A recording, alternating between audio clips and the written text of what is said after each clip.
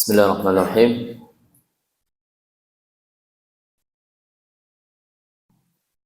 Assalamualaikum warahmatullahi wabarakatuh.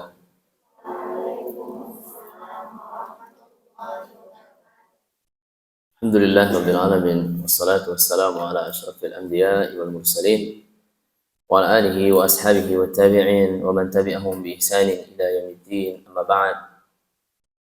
Insyaallah taala kita akan lanjutkan kajian singkat kita pada siang ini, bab terakhir, hadis terakhir dari bab al-muraqabah.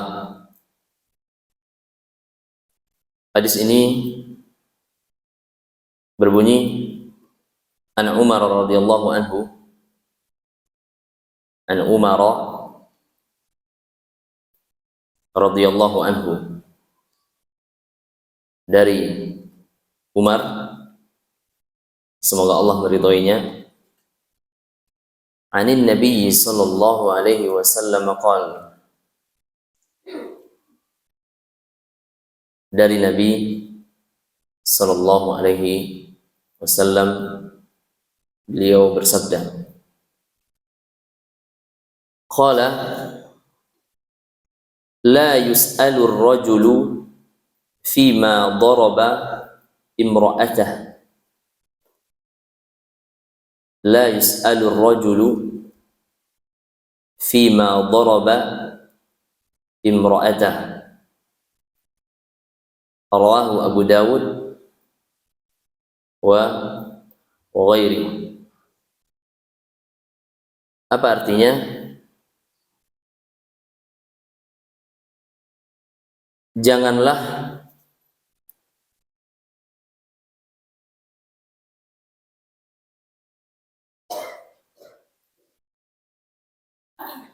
bertanya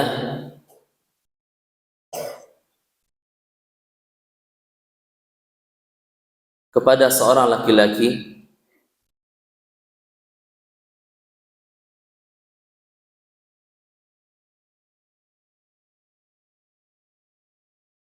dengan pertanyaan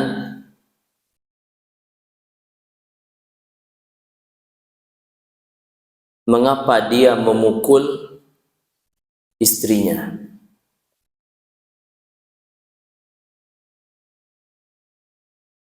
Kita ulangi. Janganlah ditanya seorang laki-laki kenapa dia memukul istrinya. Kitab ini atau bab ini terdapat dalam beberapa kitab hadis dan diriwayatkan oleh Imam Ahmad, Abu Dawud dalam kitab nikah pada bab Darbun Nisa. Darbun Nisa. Permasalahan ini sangat sering terjadi di kalangan rumah tangga. Yang belum menikah berarti ini persiapan untuk nanti ketika sudah berkeluarga. Tapi yang sudah nikah rata-rata mengalami permasalahan ini. Hadisnya apa tadi? Jangan ditanyakan kepada seorang laki-laki mengapa, apa sebabnya dia memukul istrinya. Pertanyaannya, apakah boleh memukul istri? Ibu-ibu yang di belakang sering dipukul. Sudah nikah hanya Bu Nunui. Siapa lagi?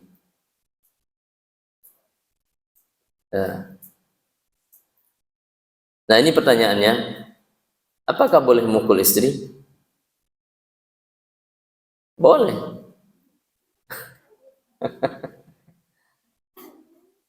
Boleh.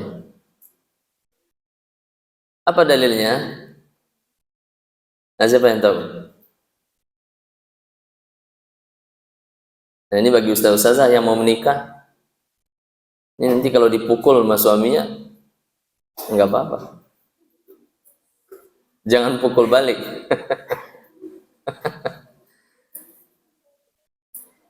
Ya. Tapi dalilnya seperti ini, tapi ini harus dipahami benar-benar. Harus dipahami benar-benar. Apa maksud memukul di situ apa? Apakah mukul pakai kayu, pakai tinju, pakai apa? Harus dipahami di sini. Baik, dalilnya dalam Al-Quran bahwa ada 3 tingkatan dalam menasihati istri. Dalam surah An-Nisa ayat 34. Rata-rata ustazah sudah hafal semua. Apa bunyi ayatnya? Wallati takhafuna nushuzahun fa'idhuhun wahjuruhunna fil madaji' wadribuhunna fa'in ata'nakum fala tabghu 'alaihinna sabila innallaha kana 'aliyan kabira. Kita terjemahkan. Wanita-wanita yang kamu khawatirkan nusyuznya, nusyuz ini istilah, maka nasihatilah mereka. Ini yang pertama, nasihati. Dan pisahkanlah mereka di tempat tidur mereka. Yang kedua, dan pukullah mereka. Yang ketiga.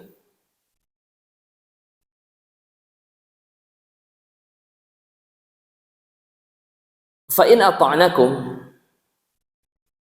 jika mereka mentaatimu, maksudnya suami di sini ya, mentaati suami, maka janganlah kamu mencari-cari jalan untuk menyusahkannya.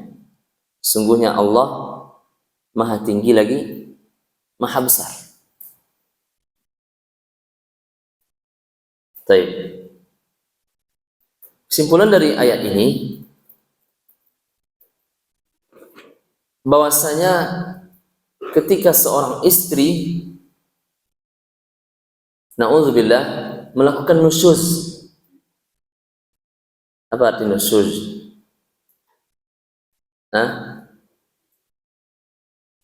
Melanggar. Nusyuz melanggar.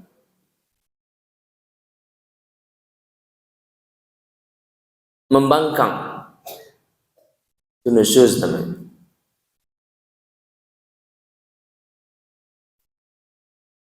Kemudian apa yang dilakukan ketika seorang istri melanggar? Maka Allah telah memberikan 3 cara, 3 tingkatan dalam menasihati. Yang pertama apa tadi? Menasihati. Ini langkah-langkah ketika ada permasalahan di keluarga, dan pasti ada pertengkaran. Siapa saja ustaz, siapa saja, baik kecil maupun pertengkaran besar, ada saja di keluarga tersebut. Nah, yang dicari di sini adalah solusi, ya. Bukan siapa yang menang, bukan mencari-cari kesalahan, tidak. Tapi apa solusinya ketika ada permasalahan? Karena setiap orang pasti akan diuji dengan keluarga, dengan berbagai permasalahan di keluarganya. Bahkan tidak hanya kita saja, di zaman sahabat juga terjadi. Siapa contohnya? Anaknya Rasulullah SAW, Fatimah. Fatimah, siapa suaminya? Hah? Ali. Ali bin Abi Thalib. Siapa Ali bin Abi Thalib? Hah? Hah? Silsilahnya Nabi. Ali anaknya Abu Thalib. Abu Thalib ini siapa? Paman. Paman Rasulullah. Berarti Ali ini adalah sepupu, kan seperti itu. Sepupunya Nabi. Lalu menikah dengan Fatimah. Suatu ketika terjadi pertengkaran di rumahnya, di keluarganya Ali dan Fatimah. Apa yang dilakukan oleh Ali? Ali pergi keluar rumah, meninggalkan istrinya dan tidur di masjid. Tidur di masjid.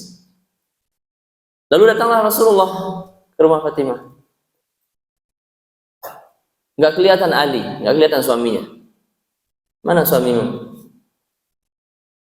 Lalu Fatimah mengatakan, tadi dia keluar. Kita lagi ada masalah di rumah. Maka beliau keluar. Lalu Rasulullah mencari-cari, bertanya kepada sahabat. Didapati Ali tidur di masjid. Nggak tidur di rumah, tidur di masjid. Nah, ini salah satu contoh. Ya. Di kehidupan para sahabat pun terjadi hal ini. Makanya solusi yang perlu dicari. Yang pertama, ketika terjadi pertengkaran, yang paling utama dilakukan adalah menasihati. Menasihati istri. Atau sebaliknya, ya, ketika suami melakukan kesalahan, dinasihati. Dinasihati. Bawakan ayat ini. Ya. Kemudian yang kedua apa? Kalau tidak mampan dengan nasihat, sudah disampaikan, jangan melakukan itu. Tidak boleh seperti itu. Agama melarangnya. Maka dihajar. Hajar di sini bukan dipukul, tidak. Ada istilah dalam bahasa Arab itu hajar. Hajar itu memboikot atau berpisah sementara. Berpisah tempat tidur, berpisah tidak bicara, ya, dalam beberapa hari. Sebagian ulama hanya membatasi 3 hari, ya. Ketika terjadi permasalahan, tidak bisa nasihati, melakukan perbuatan yang buruk, melanggar hukum-hukum Allah, maka diperbolehkan untuk berpisah ranjang. Seperti tadi Ali tidak tidur di rumah, tapi tidur di masjid. Nah, ketika dua hal ini tidak bisa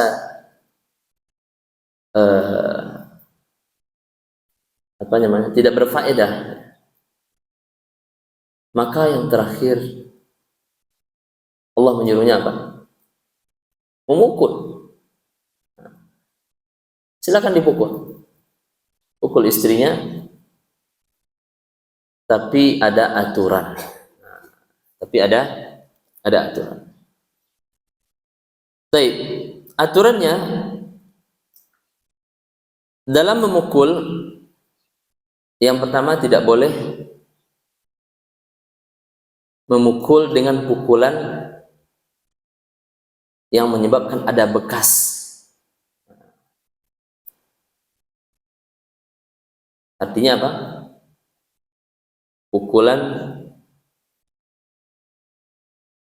yang lemah. Tidak boleh memukul kuat-kuat. Tidak boleh. Baik. Yang kedua, tidak boleh lebih dari 10 pukulan. Ya. Ya, kalau 2 kali nggak apa-apa lah. 5 kali, ya, Kemudian tidak boleh memukul di wajah. Tidak boleh memukul di wajah. Karena ada hadisnya. Wala tadribil wajha. Dan janganlah engkau memukul istrimu di wajah. Kemudian selanjutnya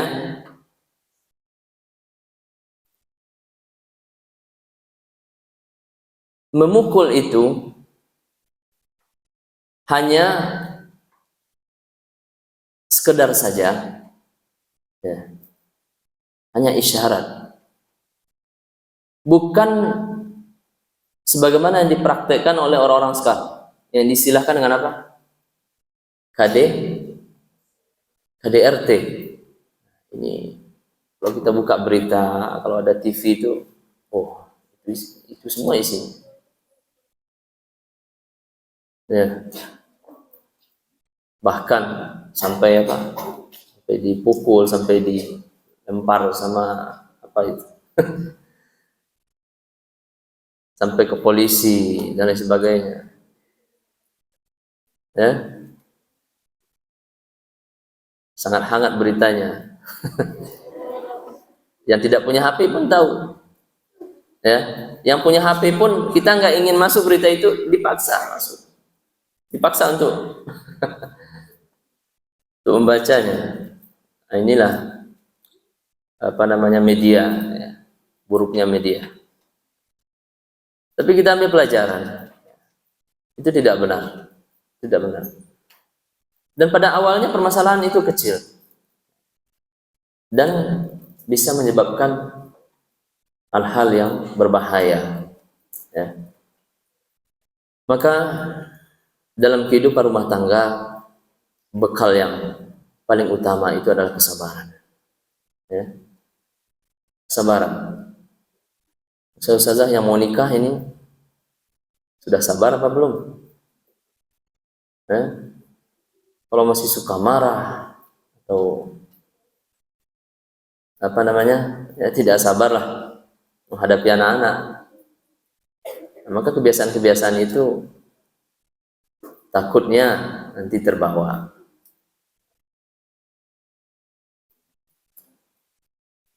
Kalau kita ada masalah, tadi kita sudah sampaikan, ya jangan apa namanya, jangan memperbesar masalah.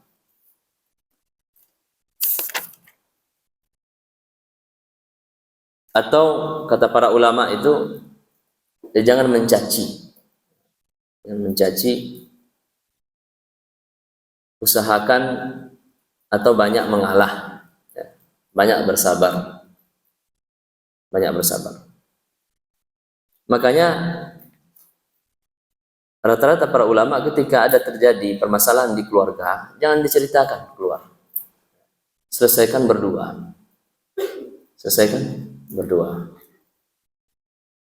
Walaupun banyak kegiatan di luar, misalnya banyak permasalahan dalam kehidupan keluarga, tapi ketika keluar jangan perlihatkan permasalahannya, jangan ceritakan permasalahan. Terjadi pertengkaran di rumah, tapi ketika di kantor, ya mukanya bahagia, dan jangan perlihatkan muka masamnya teman-teman yang lain. Tidak boleh juga mencaci. Nah, ini untuk semua, ya. Tidak hanya dalam kehidupan keluarga. Di santri Al-Afaf, Ustaz kalau lewat bicaranya itu melampaui batas sebagian. Ya, ini tolong dicatat nanti siapa-siapa yang bicaranya atau suka menghina, ya, suka bicara yang tidak bagus, dicatat nanti Ustazah, nanti kita panggil satu persatu, ya. Pokoknya Ustaz nggak mau mendengar kata-kata yang tidak bagus, menghina, menyakiti teman-temannya.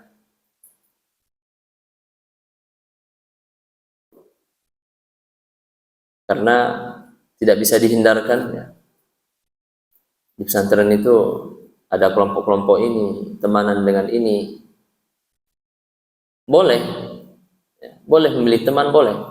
tapi jangan sampai mencaci yang lain, ya. Jangan sampai mengeluarkan kata-kata yang menyakitkan temannya. Ini bahaya. Baik, itu saja, mudah-mudahan bermanfaat bagi kita semua. Kita tutup dengan doa kafaratul majelis. Subhanakallahumma wa bihamdika, asyhadu an la ilaha illa anta, astaghfiruka wa atubu ilaik. Assalamualaikum warahmatullahi wabarakatuh.